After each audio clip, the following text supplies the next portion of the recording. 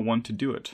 There's definitely, I mean, there's so many fun projects that you can get the opportunity to work on, but it does require dedication. Even after you've started sort of working, there's still many hours that you just have to pour into it in turn to learn new software, learn new skills, and the dedication part, I think, is one of the most important ones, especially in the beginning. I think we talked about it before in a previous video. It's not that you can't have a life. It's just this is mostly your life. Yeah, at least when you're learning it. Yeah, when you're learning. Once you're in the field, you can definitely have work-life balance. But it is hard in the beginning. That's just the way it is. So, but for me though, when I got started, it didn't really feel like work because it was something I was enjoying. Like if you go to the carnival and you're like, oh, I was there for 8 hours, and you ate tons of popcorn, like you're not like, oh man, that was hard work. You're just really enjoying it. There's a lot of exploration. Yeah. You know, when you're first starting out, I think a lot of people starting out in the field, maybe they've started drawing and then they see some 3D stuff. Like, oh, I want to do that. Maybe they try animation first, or maybe they start getting into modeling. And quickly you start to think about, okay, what if I want to do this thing? Okay, now I have to Google that and see, okay, how do you do that thing? And then there's the next thing. And so there are... The rabbit hole is deep. Yeah, there's a lot of new things to constantly learn in order to, do whatever project you're working on or improve your skills. Yeah. So one thing I also really want to be clear on here is, this is a question we got a lot, is does your age matter? Is there a lot of age discrimination in this field? And as far as I know, age doesn't matter one bit. Like if you are 16 or if you're 45 watching this, like I really haven't seen anyone be discriminated towards that. Like I worked with people who are like 18 years old in like professionally in the big movie studios, and I work with people who are in their 50s. Yeah. Like then some of them are doing the same job even. Like it really doesn't matter a whole lot. It's about your skills. Yeah. Are you hireable? Yeah. I mean, your age shouldn't. It doesn't really play a factor. Maybe there are some people out there who've had experiences with it, but personally, for both Henning and I, we've never really seen it or heard of it. So, just want to clarify that. Yeah. So the first one we are going to talk about is your skills. There are a bunch of things here we gotta cover. Like how do you get good? Like how do you stay on top of the game? All these kind of things here. But we just want to start off by saying that when it comes to getting a job in this field here, the most important bit is not your education, it's not your family history or your grades from school or anything else. It is your hard skills here. And by hard skills we mean like, can you get the job done? It is, if you want to be a 3D modeler, is can you do 3D modeling? Like that is essentially it. Yeah. Of course, like we're talking about later on as well, soft skills are definitely important, but if you don't have hard skills, you don't have anything. This is not a field you get into purely through nepotism. If your uncle is working at a big studio, like you're not just going to get a job through your uncle because of family relations. You gotta be good first. I guess, I mean, you might get the job in the beginning, but then after a week or so, people will probably fire you. Yeah, you're not gonna have a career in this field. No, for sure. It's because you need to be able to deliver, and you need to be able to deliver on time. You need to be able to deliver quality work. Yeah, you need to be reliable. You can't fake that. No, that's very hard to do. So that is, we really can't stress that enough. Get good. Yeah, get good, and then. Next step is, how do you do that? that is a pretty tricky thing to do, and that's also an incredibly big question. Is like, what does getting good mean, and in what field? And like, it's a tricky one. So we're just gonna go through a few things here, which is you need to watch as many tutorials as you can in the beginning. Like just in the beginning, you don't really have a foundation in anything. Like we assume here you're starting off fairly fresh. Like you don't necessarily know what you want to be, a modeler or a generalist or effects. I mean, you probably don't even know the terms. Yeah, exactly. So just cast a wide net and just get exposure to a lot of different fields. Like watch Houdini tutorials and watch some Max tutorials. Just get a good feel for what this industry is about. Do a lot of Google searches. How to VFX. Yeah. How to games. How to animation. Just do a lot of research. There's probably articles out there written about it. For sure. We did a video about like life as a modeler, and we talked about some tools as well, like exactly. Bit clickbaity called "What's the best 3D software?" So there are definitely a lot of resources out there to help you, to guide you through what's the path you want to pursue. Yeah. So Google. Yeah, definitely do that. And once you get into that, let's say you're like, all right, so I definitely know I don't want to be a pure effects artist. Like, you're like, well, let's just look at my tutorials. Learn as much as you can about the tools. Just properly get deep into the tutorials. One of the reasons is also like, you don't necessarily have to follow them blindly, but it's like, let's say you want to do some hair stuff in the future, some hair and fur. Maybe you don't necessarily know how to do it, but you know where the tutorial is. You're so far ahead of where you would be if you didn't do this. Yeah. And just finish projects. Start a lot of projects and just take them through to completion. This is one of the pieces of advice I was getting by one of the guys I worked with when I was starting out, when I was like 17. Just try out a lot of different things and do projects. Don't just do blind tests. Like if you want to learn lighting, don't just do like an HDRI and like try to light like a little object here, but like properly take it through. Take project through where you blocking out the models, you model, you UV map them, texture, you light them, you do some comp on them at the end.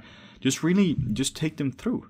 I really can't stress how important that is. I think finishing projects or doing projects is one of the things that also can help people stay motivated. Yes. Because if you just do tutorials and you go, okay, how to 3D model, how to light, how to paint, it's like, okay, sure, you learn a skill to do a certain thing, but you don't learn how to apply that skill. No. Doing a project, there's so many benefits to it. There's the troubleshooting, there's the creative part of figuring out what is the project going to be, what it's going to feel like, what's it going to look like. So a project is a way for you to sort of accumulate or use all the accumulated knowledge you've gained over the past, let's say, 3 months, and you've done all this. Now you want to do a project about it. Yeah. And I think that helps you stay motivated because it's not just a blind learn.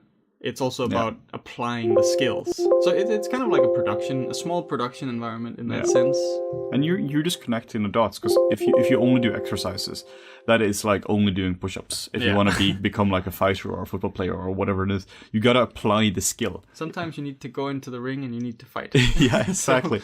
So definitely do exercises as well. Like do studies and all these kind of things as well. Like if you want to learn V-Ray render settings, which is a very specific thing, you got to study those specific things as well. Yeah. But generally do projects from start to finish. And that also just kind of naturally just means that you become a generalist. Yeah. I would recommend starting off with not specializing. If you specialize too early, like you can do one thing. And that might be dangerous if you want to get a job. So if you're starting off in a smaller studio, which has like 10, 15 people, and you are you have a specialty in ocean simulation in Houdini. Now that is an awesome specialty to have, and you're super valuable if you need ocean sim. Yeah. If you're a small studio, most likely, you might have 3-4 projects at the same time, and you just kind of need to take them through everything. You don't have to be a master of everything at this point. These projects would probably mostly... they're not like they require less skill. It's just that you just have to spread your skills a bit broader over a lot of different things. You need to be able to. You don't have to be the best modeler in the world, but you have to be able to model. You have to be able to do some basic shading and texturing. Then you need to be able to light it. It again doesn't have to be the best in the world. It just means you just got to be able to do it. Yeah, and I think it also means that you get exposed to a lot of different fields. Like let's say you decided from day one that you only wanted to do, I don't know, animation. If you only do that, you never get to try the other things. That's a really good point. Maybe you find out maybe animation wasn't really for me. Maybe you didn't have a good sort of natural understanding of how things move and how they're supposed, like timing and all that stuff. Maybe you found out, man, I just really love particles. Yeah. And maybe it was a shame. Maybe you never discovered that was what you really liked to do. So I would encourage everyone to try different things. Just at least try it out. Yeah, it's kind of like if you're playing like Skyrim or other RPG, like you have a certain skill points. Don't put everything into one thing in the beginning. Like if you first time you play Skyrim, don't take everything into archery like that. I only sneak. Yeah, 100 in sneak.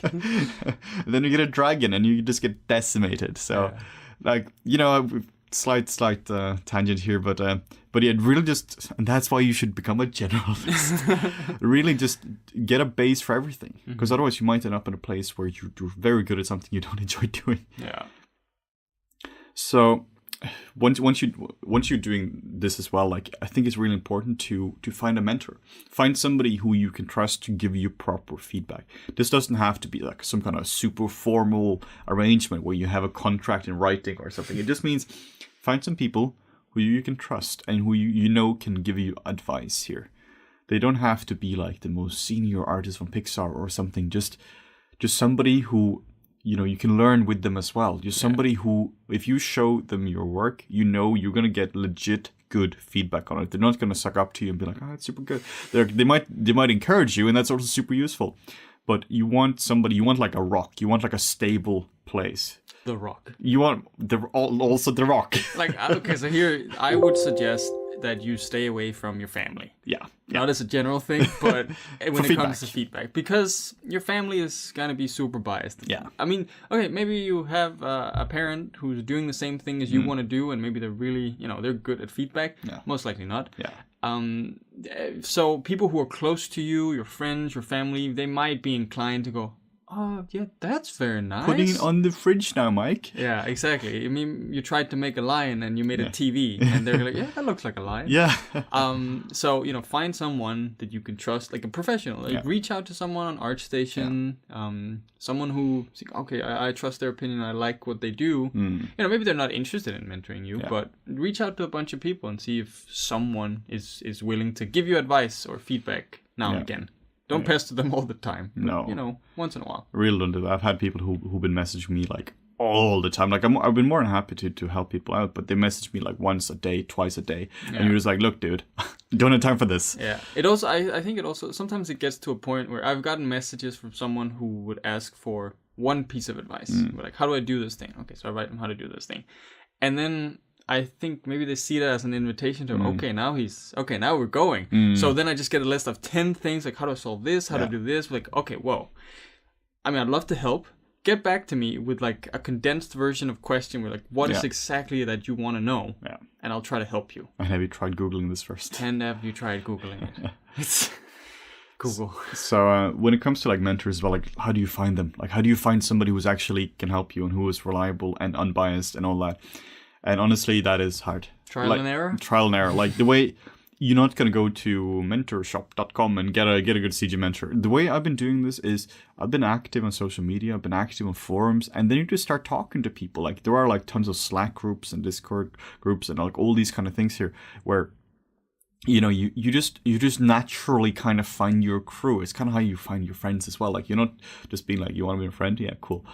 You know, you just in an organic way, you just find people around you. But this does require that something of you, which is that you are active. You do go out and chase this kind of stuff here. Yeah, I saw that was on Twitter not too long ago. Someone was talking about there's actually, I think it was for games specifically. There was a Discord group specifically for women in games seeking feedback. That's awesome. That's really cool. I can't remember the name, but you can probably Google it. These kind of things are super valuable because you, first off, you get a sense of community. And when you are self-taught, like both Morten and I, we started off being self-taught. We went to school after a while as well, but our foundation was just completely self-taught. And honestly, it can be a bit lonely. I mean, I will say there is definitely a difference if you attend a good course or a good school versus being self-taught. I remember the people that I went to class with, you know, one of the first things I ever modeled was like a Scotch glass. And I didn't, because the tutorial was just bad. Like it didn't explain to me the concepts of putting edges close together and like what it would mean when you smoothed it and stuff. So you see people in class being as good at modeling after 2 weeks as you were after 3 months because of good teaching or because of good mentorship. So, I mean, you know, and I guess that's what this is about. Like you can actually attend school. Yeah. So. Yeah. Don't be discouraged. If you find good training as well, they can also do the opposite because there are also the terrible schools, which where, you know, you have somebody who's, I've seen that as well, people who are self-taught, who know way more than people who go to school because most schools aren't very good. No. We discussed this in our other school video. Should go to school. But yeah, like we were just saying, like just join communities, like because I was a bit lonely when I was starting out. You know, you have yourself and you're the best person you know because you're the only person you know who's doing this. You don't really have a lot of meetups and all that. I was a bit lonely. But we'll get into that a bit later as well. Now we're talking about skills. Let's talk about your feelings a bit later. So one of the things as well is it's really useful again to figure out what is the actual competitive standard. Like a lot of times, if you do see people local to you, like you attend maybe some local classes or something like that, or you find the local forums, you might be a bit biased here because they might not have a global skill set. If you want to work in a global industry, like you want to work in games or film, you shouldn't just look at the local talent. You need to look at ArtStation. Again, we keep saying this, like innovators, go look at ArtStation. Look at what the skill level actually is required. Like if you want to be as a game artist, find game artists and just figure out what they're doing. What do game artists do to game? Yeah, just make the game. Yeah. Specifically find junior artists. It's also, of course, it's awesome to find senior artists, but it's all hard to compete with someone who's been doing this for 15 years. Yeah. So figure out what is the entry level in this field. I really like. I mean, Polycount is one of those think few communities that is still alive. Yeah. Like we've talked about this before, and it's like finding a forum for people is super tricky. Yeah. My advice would be like use Facebook sparingly. Yeah. I think there are some groups there where people are willing to give you advice, but from what I see, most of the time it's either, my God, you suck, or oh, this is the best thing in the world. Yeah. There's no actual constructive feedback being given. Whereas I think something like Polycount, you could definitely seek that out. Yeah, and if there is constructive feedback, it's drowned by 10. This is super good. and turns out when you're starting out, yes, sure, you need encouragement, but you also just need, again, it's the whole, like, not necessarily harsh truth, but just truth. Yeah. You don't need to be beaten to a pulp and rebuilt. You just need honest feedback, which can totally be given in a kind manner. So definitely do that. So we also want to talk here about, like, this is a bit tricky, but see if you can get commercial work. This doesn't just mean freelance, but if you're young, you're like 16, 17, and you want to get into this field, see if you can do stuff for local studios. Yeah. Where you just need to just get exposure to the tools and what it's like to actually work. I don't like to say this, but if you work as a free intern at this point, that is more valuable than not. At this point, your focus here is not about money or a lot of self-worth. It's learning. Yeah. It's really about learning at this point here. It is get into a studio if you can and just get into the field. You'll get social contact here. You'll get friends in the field. If they have more work for you, you might get freelance work. I mean, we've both done that, right? We work for studios and we got freelance work for them afterwards. Yeah. Just because they knew that you were then reliable. And it's the best way to learn. The best way to learn is not to sit with a tutorial by yourself. It is one way to learn. That is a way to learn for sure. And that's also a good way to learn the basics. But if you properly want to learn, it is some guy tells you, hey, can you model this thing? And you're like, oh no. That's outside my comfort zone. And they're like, yeah, it doesn't really matter. You got to model this thing. I had, when I was 15, I did as part of like these school internships. Like everyone in our class had to find a company, contact them and say, hey, I want to be an intern for a week. I am in school. And I was actually, my dad was the one who really got me into that because he knew I was into 3D. And I just looked at some like lol stuff. Like, oh yeah, I could just waste my life there for a week. He was like, no. You gotta do this properly. So he forced me to go talk to an ad agency, which was right down the street from where I lived.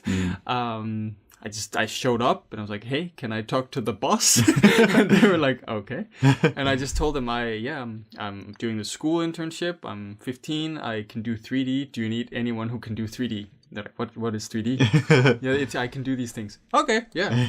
So I did that for a week, and I started working freelance for them afterwards. Super useful. Yeah. And even let's say you do know at an early age that I want to work in games. Even working in an ad agency where you do like arc visualization and all that, like that kind of stuff, it's still relevant. It's still experience. It's still experience. And what you learn a lot is the soft skills. It's like you learn how to deal with feedback, you learn how to deal with working hours, how you learn to have a salary, you learn all these kind of things. So it's get into a job as soon as you can. And as soon as you can doesn't mean right away. It means as soon as you can. Yeah. It means as soon as it's right for you. You have to have some skills, obviously. Yeah, definitely. And it is. That is also the first job, which is often the hardest one. Yeah. But if you get something which is local studio, they do something kind of relevant, that is still experience. That I mean, matters. like in my case, it doesn't even have to be a studio that is necessarily involved in 3D. No. Like the ad agency that I worked for, they had never even thought about 3D. I just presented the idea to them, and they're like, "Oh yeah, that sounds kind of cool, I guess." So be bold. Yeah. Try to reach out to people. For sure. And then next we want to talk about that the tools, they do matter. Like if you want to do something like, let's say specifically clothing, and you try to sculpt everything here, yeah, that might be fine, but some guy is going to use Marvel Designer and it's going to be way, way better than you. And faster. Like foundations are important, and we'll get to that in a bit as well, but keep up to date on the latest tools here. Like let's say you want to do texturing and you've been doing this for 20 years and you're doing this in Photoshop 7 or whatnot. Like sure, you know everything about Photoshop 7, it's an old tool, but then you have some rookie who's sitting with Substance Painter and just drag some smart materials on it and it looks fine. Yeah, sure, there is a merit to knowing the old way, but if you don't stay up to date on the tools here, you become redundant very quickly. Yeah. So if you're staying up to date on this, you have a competitive advantage for this. So I would definitely say learn the most recent tools in whatever field that is you're going into. Like if you are going into into games or film, Substance Painter and Designer are super useful. Yeah. ZBrush, Marvel's Designer, really useful tool.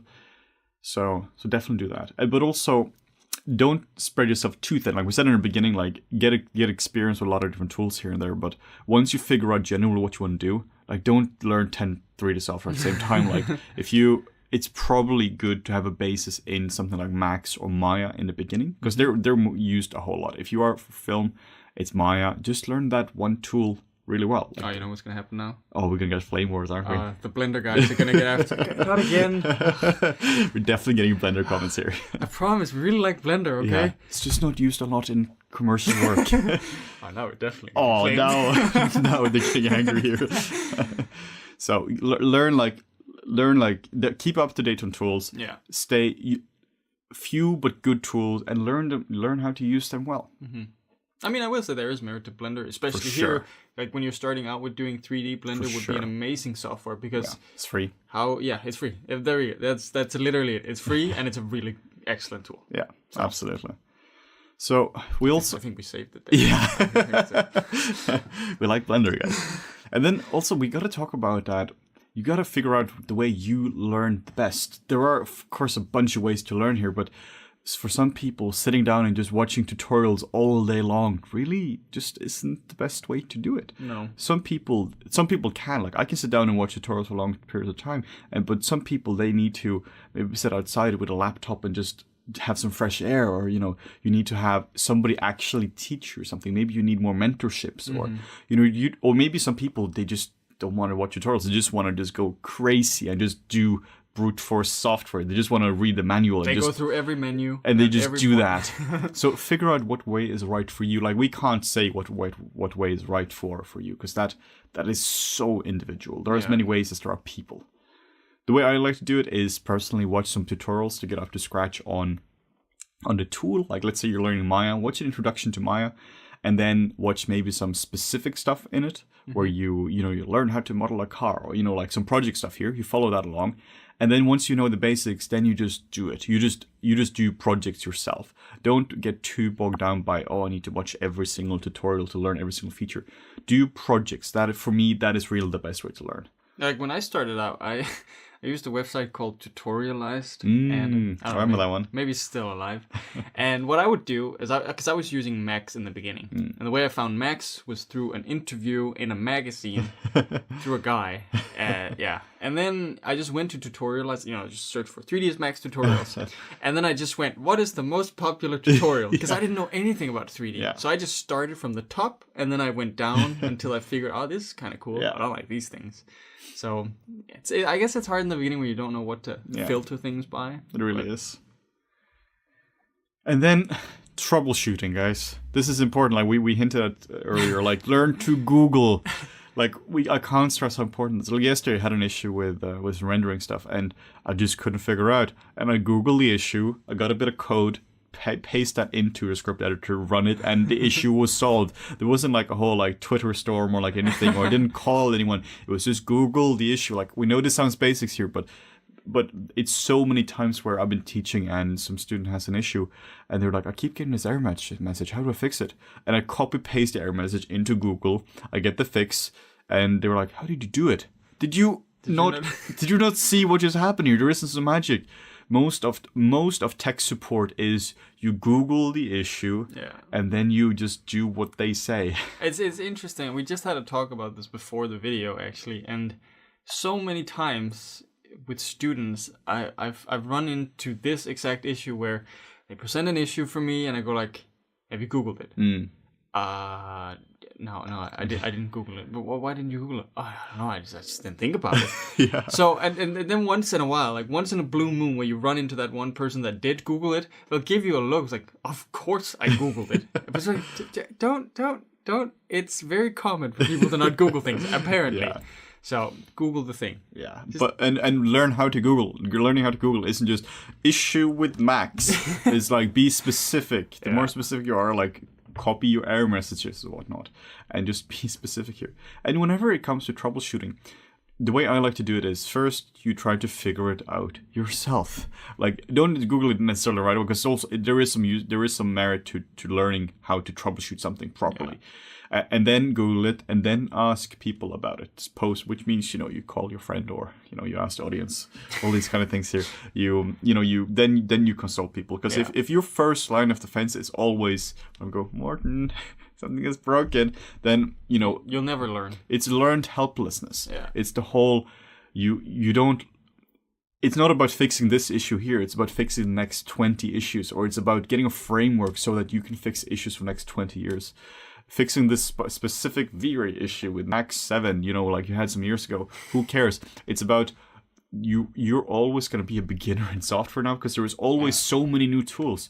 You need a foundation in learning and troubleshooting, because otherwise you're never going to be able to properly progress here. Software is always going to be flawed. Yeah. There's always going to be things that you don't know how to figure out. Yeah. So really learn troubleshooting, and that is hard. The way you learn troubleshooting is by having a lot of problems and solving the problems. I mean, I think it's a skill as well. Like, really, you get better at it, and as time progresses and you start to specialize more and more into a software, you start to run into things where you're like, oh, okay, this error seems similar to what I had here. Maybe this is the fix. Yeah. So, for sure. So learn to Google. And there are also like a lot of people. So I spoke to a lot of people now, but before this video here, like people I'm working with, like how would you go about this if you were self-taught? And some people are like, I couldn't do self-taught. I don't need a school for this, because they're extremely talented people. They just need somebody to tell them what to do. So I still believe that pretty much everyone can be self-taught, but some people require more of a rigid structure than others. Mm-hmm. So if you're the kind of person whose mind is a bit all over the place and you need structure, take longer courses, find mentorship, find like 8-week courses, and really just go through those and just properly dedicate your time to those courses. The nice thing about those, where you have the CGMA ones, and if CG Society still does them, I don't know. They still do them. Where you have these 8-week courses. You have deadlines where you need delivery, because whoever, the teacher of the course will correct the thing. So it's kind of like being like mini school. Yeah, but oftentimes a lot better than school. Yeah. Because you have specialized people, like you have like the lead rigger for Star Wars is teaching you rigging, instead of just some dude who maybe worked in a commercial studio in 1998. So those courses are awesome, and we're going to talk a bit about more of those in a bit.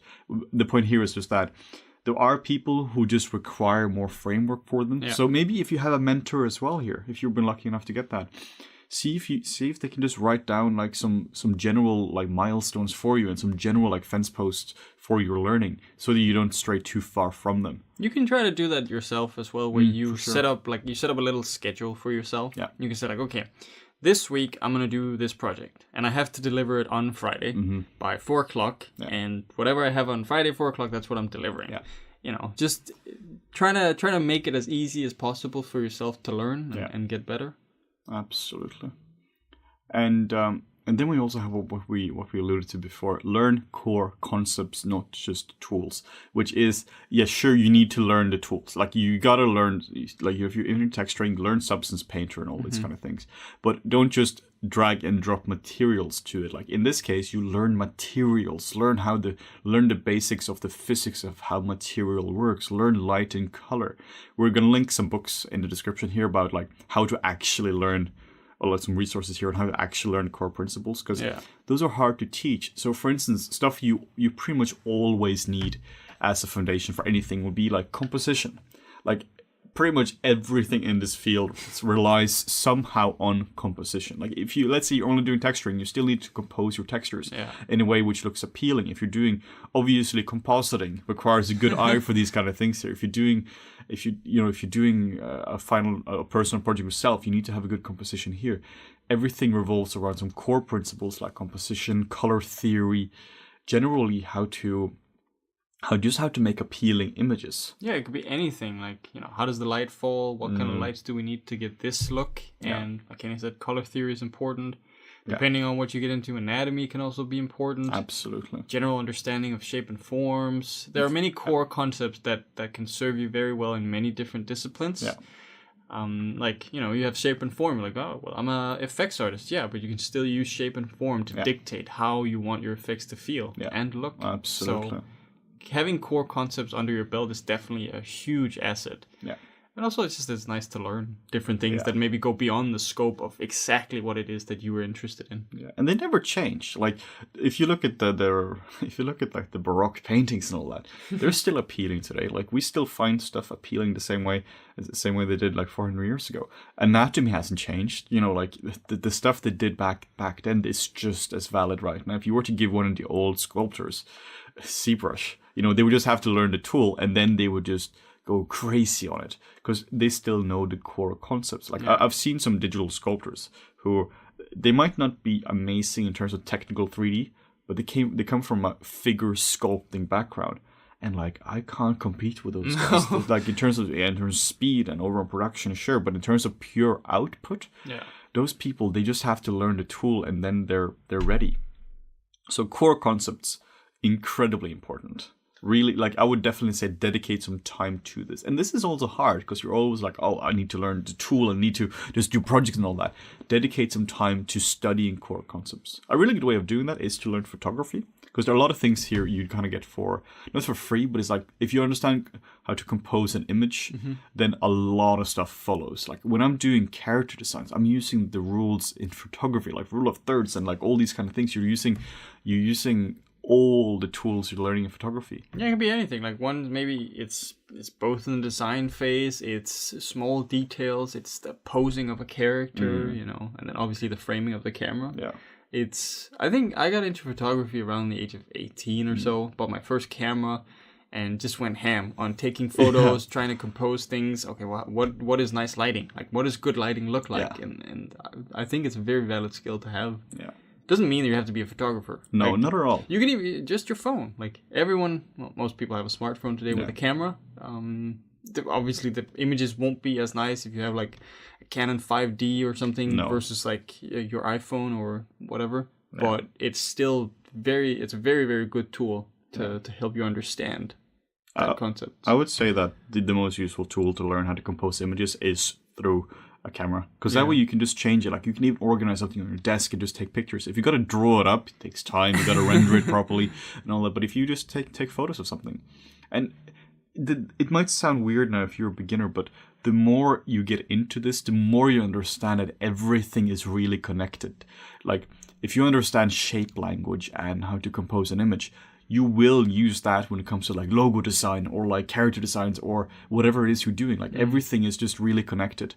So the more core principles you know, the easier everything is going to be. Like we had that with we just redesigned the website and stuff, and there was a lot of design stuff that went into that. That's very applicable from skills that learned in the past. Absolutely, for sure.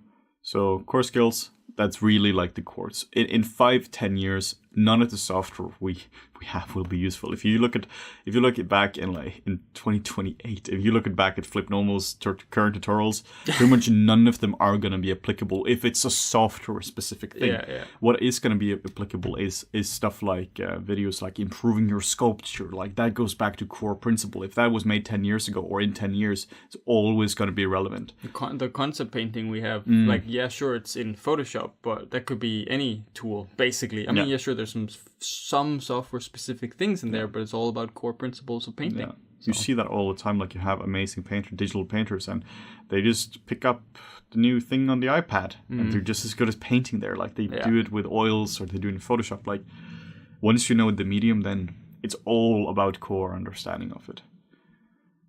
And so moving on from that, you need to figure out what you want to do as well. Like we said, I do recommend starting off as a generalist.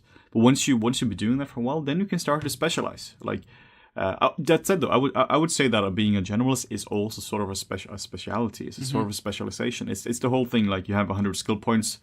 In Morten and I would just put a lot of into like modeling and texturing, but on concepting. But if you're a generalist, you just put kind of equal points into a lot of different things. Yeah. But if you want to work in a major studio, you most likely will have to specialize once you have a foundation here. And you can be a generalist with a focus on one thing. Yes, like let's say you are modeling generalist. Yeah. So you're specialized in modeling, but you can do everything else in the pipeline. Yeah. So you can do texturing, shading, lighting as well. But your main focus is on one. Yeah.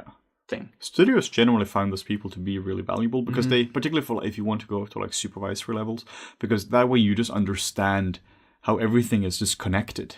If you almost understand only sculpting, then you're not very valuable in terms of a supervisory role. So if you want to go up in the roles, if the better your foundation is, the more useful this is going to be.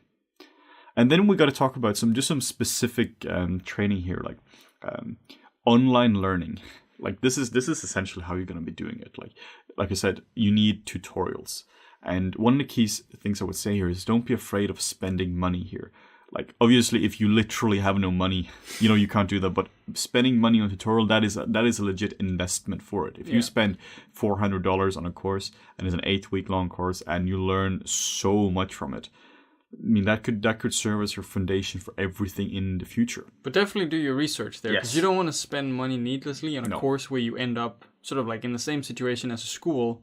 Oh, you feel like the last 8 weeks was just a waste of time. Absolutely. It's and there are a bunch of great free resources out there, and that'll teach you a lot of things. I mean, you can probably do everything for free, but it is also worth just at least considering the option of investing into some paid courses, because there's a difference. The reason they're paid is usually because there's a lot more time and effort put into the course, and there's like a guaranteed level of quality. Yeah, we done a lot of paid courses for FlippedNormals, and whenever we do that, like the longest I think I've spent on a course is 3 months. That was the ZBrush to Motorwork photo, where we're just going through everything you need to know about taking a character from ZBrush concept sculpting, retopology, all these kind of things. And it's way more elaborate than anything you're going to be able to find free. It's like 11 hours long. So spending like some money on a course, not trying to shill our courses here, but like spending money on courses like that, they are just going to be far more valuable for it. I mean, essentially what you're paying for is you're paying for someone else who's distilled all the knowledge into a very short amount of time, so you don't have to spend 3 months. Yeah. Like now you can spend 4 weeks, 11 hours. Let's say Henning spent 3 months developing the course. Now you can spend 11 hours getting all of that information. Yeah. All the irrelevant stuff has been filtered out, so you won't run into all the troubleshooting things. But you still start troubleshoot. Google. And that's really what you're paying for there. Yeah. And maybe if it's a course, like a live course, then maybe you'll have access to a mentor that can guide you through and give you feedback. I think that's actually a really good point. That it's the whole, like, I think I've said this for years, even when we attended school as well. I think all the information you will learn in school is available for free or for very, very cheap money online. Like for like a few $100s, you can pretty much get all the information available through most courses, regardless of how expensive the school is. If it's a US school which costs $200,000, I think you can get the information for for less than like a few $100 for like $1,000 online. Yeah. But like Morten says, what you're paying for is the information is distilled. Yeah. If you just start looking for tutorials, you get so much different things here. And that's also what you pay for in a school.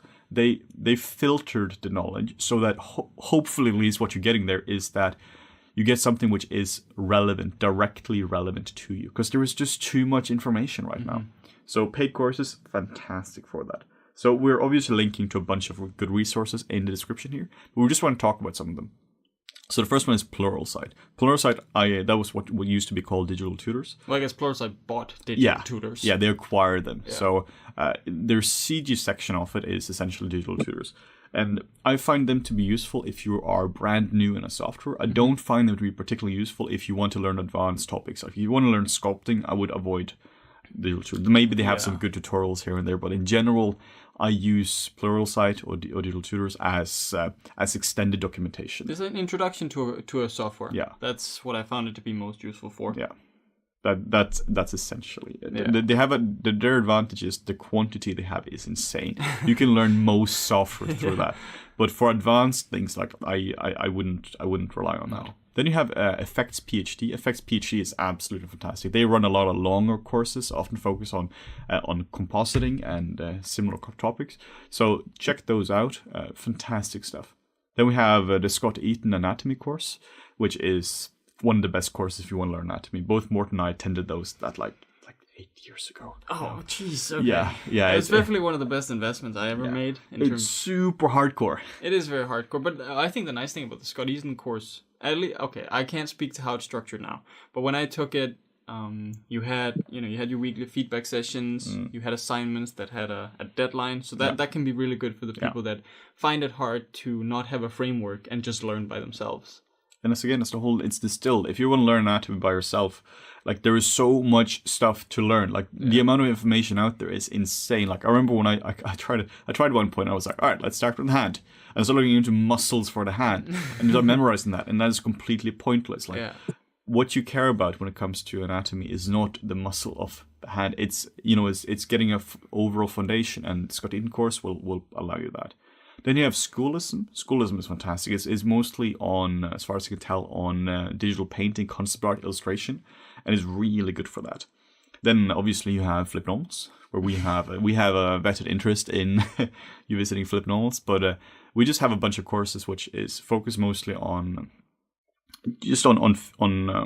general 3D, I guess, like character modeling, some just character creation using Marvel as a designer. We have one from Gavin Goulden on introduction to game stuff, which is super interesting. But I mean, also importantly, I don't know, like almost 100 videos of just free content on YouTube. So there's a bunch of stuff to go through there, which is very important, I think. For sure. And then we have the Gnomon Workshop. Gnomon Workshop, I believe they're now in subscription, where you just, I think you can access their entire library, and they have a bunch of really useful stuff. They have, like we said, Digital Tutors at Pluralsight if you want to learn the basics of it, and the Gnomon Workshop is where if you want to see it applied. Yeah, that's more like, I would say, like there are some beginner courses, I would say, but it's like maybe not strictly intermediate, but like in between beginner, intermediate, and up. Yeah, you could probably find some really, really good courses there. Yeah, that is if you want to make something sexy. If you want to make something super cool, some fantastic environment or like awesome character design or something like that. Like I had some drawing ones. There was one in particular that I remember was Jeremy Vickery with his lighting course on lighting. He was like a dude that worked for Pixar or something at some point. Really cool color theory stuff there. Yeah, absolutely. So. They have some really good stuff. And then you have a bunch of... there are definitely a bunch of courses you can take.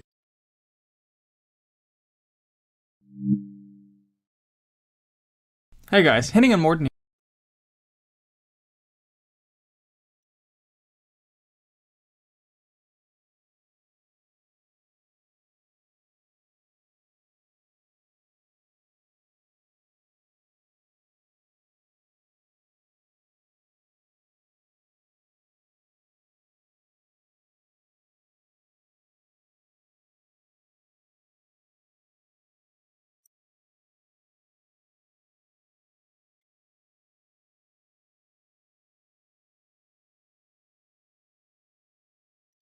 G'day and welcome.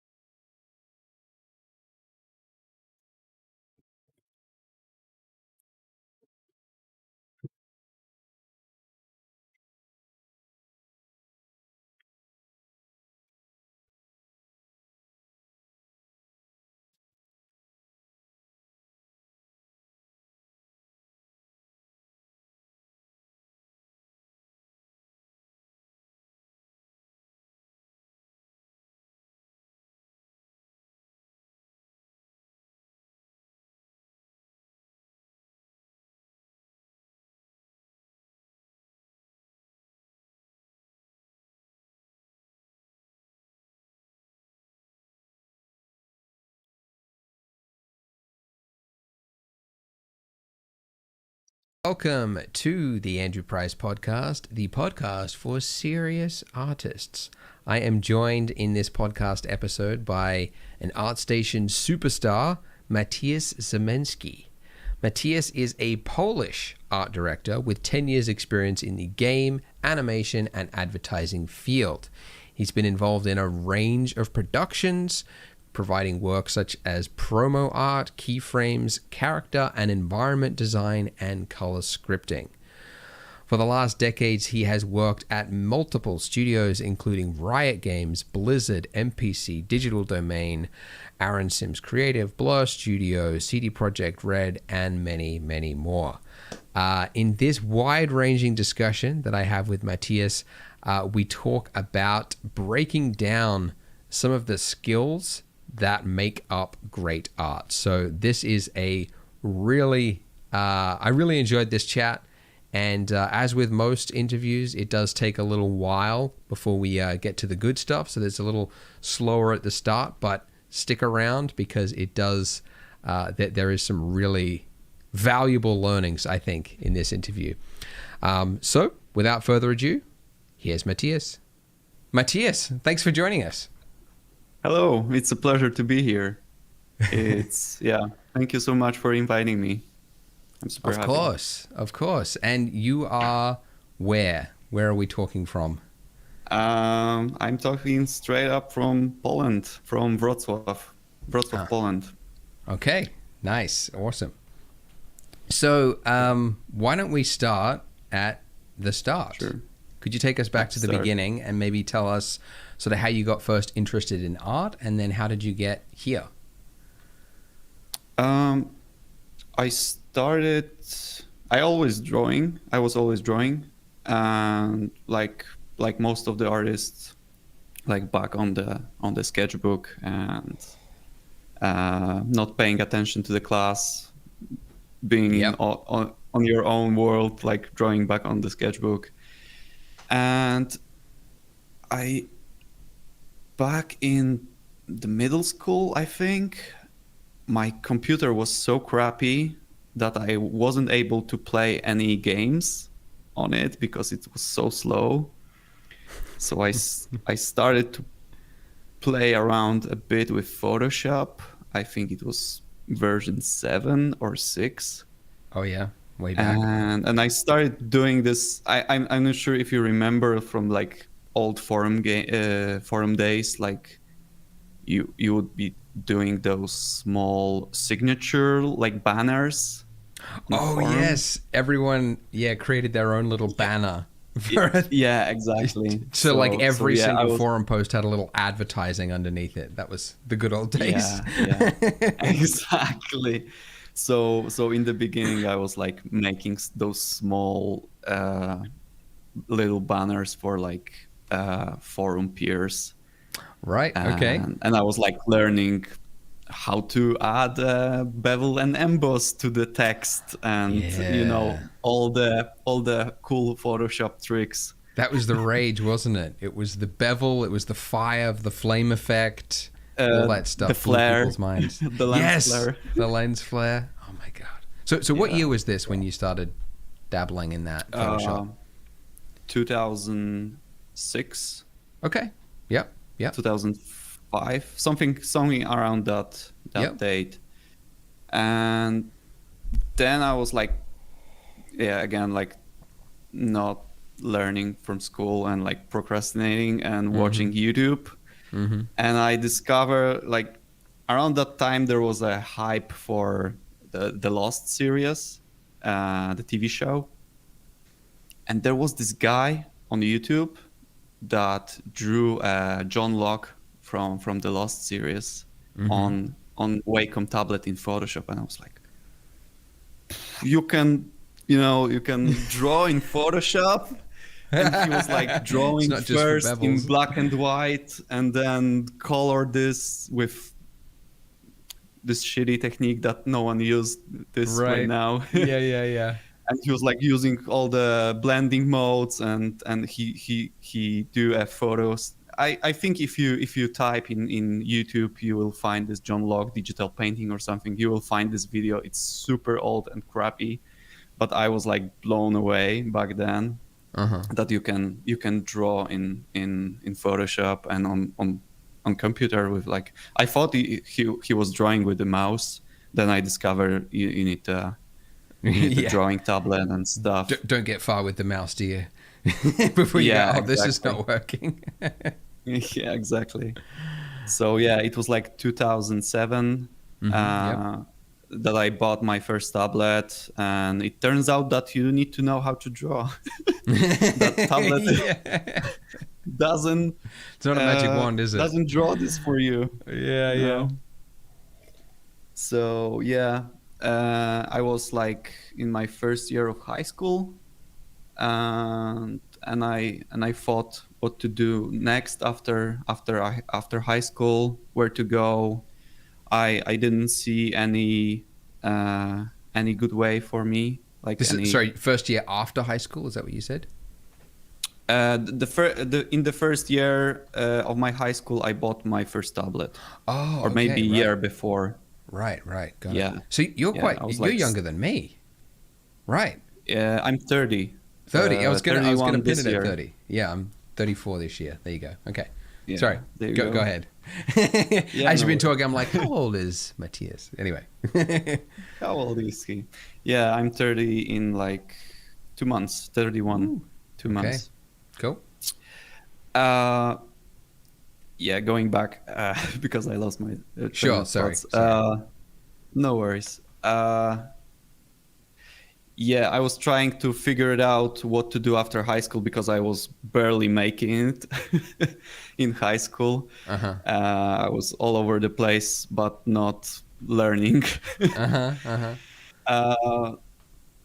And I thought like I could like maybe do some stuff with graphic design or like with concept art, but those are like early stages. In Poland, maybe in Poland there will like CD Projekt Red and Techland.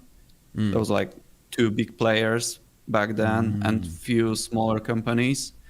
And I was like trying to get in.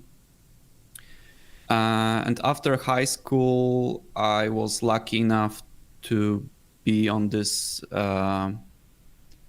1-year course of VFX and 3D. Back then it was like a Willy Wonka golden ticket for me. Okay. Because like there was the CG education in Poland was not existing at that time, so I was like super lucky that I was able to go on that course. And after that course I got my first job as a 3D artist / animator / level designer / concept artist. Wow. Like yeah, because the team was so small. I was working in this small indie company that was like 7 people. Half of those people were programmers, so I was like responsible for almost every aspect of the game. Those are like small games on iPad and Android, so like wow, okay. Diablo bootlegs and like like those like games you can download on App Store, and like those are looking like cool games, but yeah. They're a money maker. Yeah. yeah. But I learned a lot. I was like happy that they saw the potential in me. And I was like learning 3D, but in my spare time I was trying to improve my concept art skills because I couldn't find a job in concept art because it was like super niche, and there was when you have like big game company or like company in general, the concept art team is usually super small, and you need more like 3D artists, texture artists, and stuff like that. That's why it was easier for me to get that kind of job. Got it. So sorry. Yeah. So when you were working in this indie game studio, you were doing the 3D parts of it, like making the models and the. Yeah, making textures. Yeah, right, exactly. Right. Okay, I didn't know this. So you've you actually started with primarily a 3D background, and would you say today Correct. you're primarily a 2D concept? No? Okay, wrong. I would, yeah, it's like the hybrid. Hybrid approach. Okay. Yeah. And that's tell me the hybrid approach today. What do you? Maybe this is jumping forward a little bit. I was going to ask this a bit later, but what is your workflow today? Like when you've got a new project, could you walk me through like what tools do you use? And I use primarily Photoshop and Blender. Okay. Back then I was using Cinema 4D, even earlier Modo, even earlier Blender. Oh, right. 3ds Max and Maya. Oh, wow. You've touched everything. Yeah. Right. And I feel like it's a like I feel like sometimes I feel like a Swiss Army knife. Yeah. But it sounds like you've got a broad range of skills. Yeah. Do you think that's helped you? Would you advise that's a good idea to follow? I don't know. Depending on the how much frustration you can bear. And also I feel like it's easier when you are like focused. I'm pretty sure you're familiar with the T-shape, not Carrera skill, but T-shape skill level. Like you're like broad in many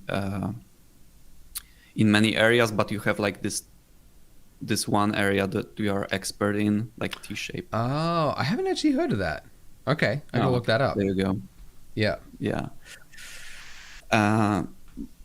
My expertise looks more like a comp, like the hair. Never mind. Okay. I have many those. Okay, got it. And when you say it depends how much appetite you've got for frustration, to paraphrase, you mean like I would say when you're learning lots of skills, you have to be prepared to fail a lot across all of them.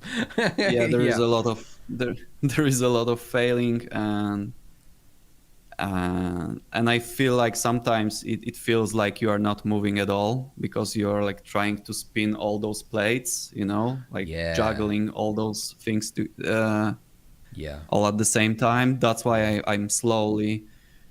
I feel like it was partially because I wasn't sure what I want to do in terms of like my future or whatever, and it is fun to try new stuff. I don't know. I get pulled in many directions all the time, so it's like a blessing and a curse. Yeah, I definitely feel like it is a. I would recommend it definitely to like new artists because like I can tell like you meet those like you go to a convention and there's like some young kid there.